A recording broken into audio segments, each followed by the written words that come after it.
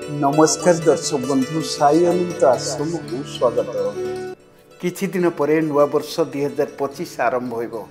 एही वर्षर आरंभ रे षडाष्टक योग सृष्टि हेबाकु जाउछि। 2025 वर्ष आरंभ रे सूर्य गुरु एकाठी हेबाकु जाउछंती। एही ग्रह परस्पर षष्ठ और अष्टम स्थान रे रहिबे। एहार प्रभाव रे विभिन्न राशि व्यक्ति विशेष को नुआ नुआ सुजोग मिलिबो।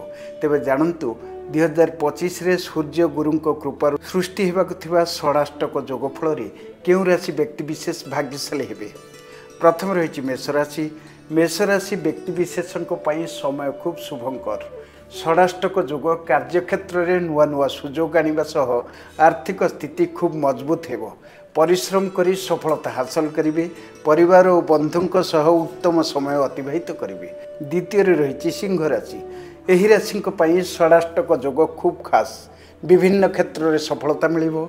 सुख समृद्धि वृद्धि हेबो। आर्थिक उन्नति हेबो। जीवन में हस खुशी वृद्धि रहिबो। तृतीय रही धनुराशि। एही राशि को अत्यंत शुभ फल मिलिबो। कर्मक्षेत्र व्यवसाय शिक्षा क्षेत्र में सफलता मिलिबो। परिश्रम करी सफलता पाइबे। धन्यवाद। मो आज्ञा मो घर होची आज्ञा बालेश्वर जिला भोगराई ब्लॉक कीर्तनिया ग्राम।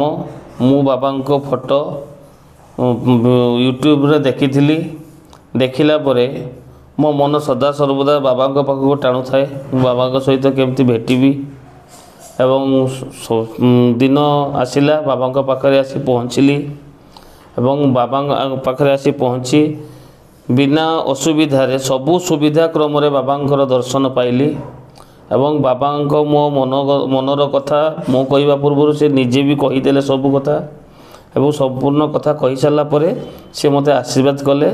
तो रास्तार चाल तो बाट आउ टिके बतई देवी तो काम सब सदा सर्वदा सचोट रहिबो। तो काम सदा सर्वदा भल रहिबो एवं आज पर्यंत जहाँ भी होईची सब बाबा कृपारू होईची।